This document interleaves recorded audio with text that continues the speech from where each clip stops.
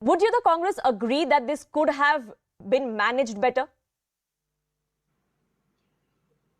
A policy of such a stature, which involves 7 crore peoples, opening it up to half the population for free, yes, we have implemented a historic policy.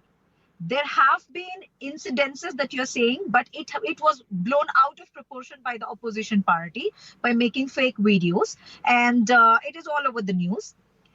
And whatever you are saying, yes, with the policy, it's always progressive, right? If there are any changes needed, we will definitely bring about the changes that are needed. But we need to look at the main intention of this policy, that is to empower women, to increase their workforce participation. And if you see even the economic development, because of that, most of the places, the revenues have been increased. Most of the temples and tourist places, the revenue has been increased economy wise. And even the number of people, the number of people traveling, it's only been a huge success, the Shakti scheme. Sure.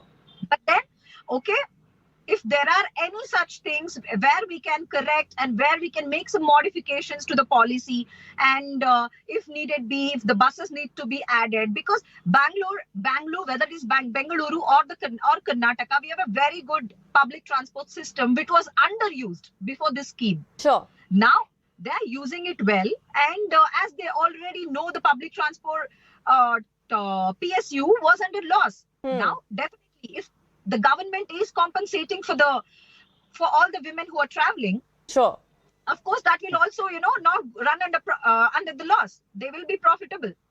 So we need to look at the bigger picture.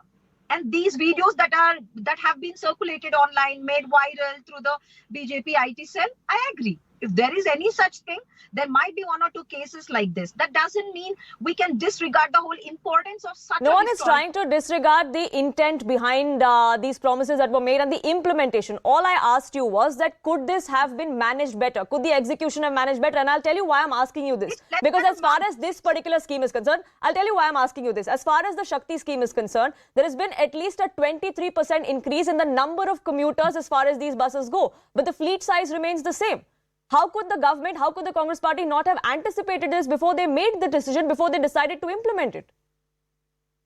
So the 23% increase in what is that you mentioned? Can you please repeat that? This is as far as commuters go. There has been a 23% increase as far as commuters go, irrespective of the gender. But this is after the implementation of the scheme. There are two things. Yes, the commuters have increased. There are 2 things. It's mostly during the weekends where they want to go to some tourist places. They're not the regular travelers. When it comes to the regular travelers, I don't think there is much difference in that. Mostly during weekends and sometimes even during weekdays.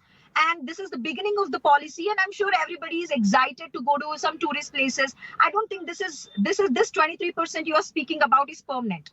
And It's not going to remain the same or uniform for a long time. The policy has been implemented only some 20 days ago.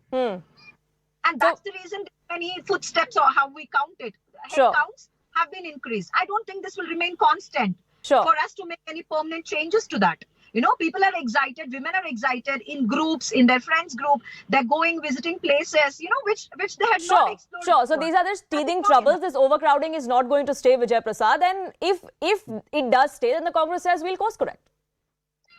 See, couple of things have come out on this things. See, Siddaramaya's government has become a classic example of ill-planned, ill-conceived government, ill-conceived ideas, wherein they are unable to implement whatever the promises they have made. If you see all the promises that they are trying to implement here, be it Gruh Jyoti scheme or be it Annabhagya scheme, each and every step they are trying to, they are stumbling upon.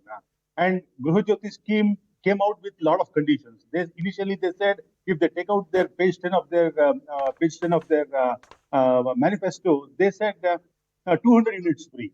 Later on, when they started implementing, they started saying 10 months average. Okay, you cannot use up to 200 units. The person using 100 units, they will take 10% buffer, 110, not more than that.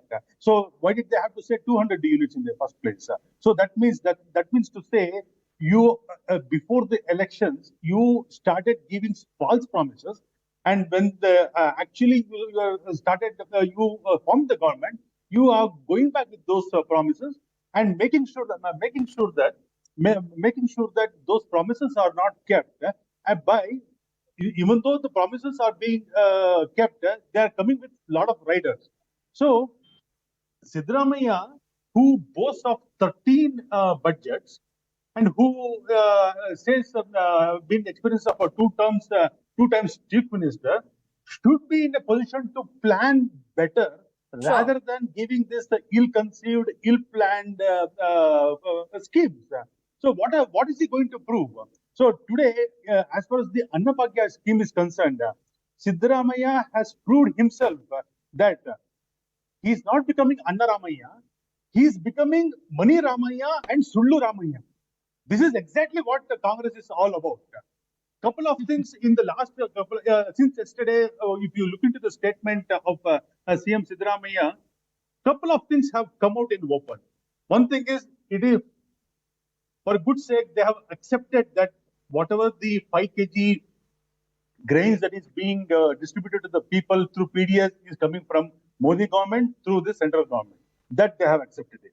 The second thing, they said, page 10 of their manifesto, they said 10 kg free rice. They never said that 10 kg included 5 of the central government. They never said. So they are going back on the promise. Now they are confirming that the people of Karnataka will get only 5 kg rice. Now they are not getting rice, they are getting money instead of the rice.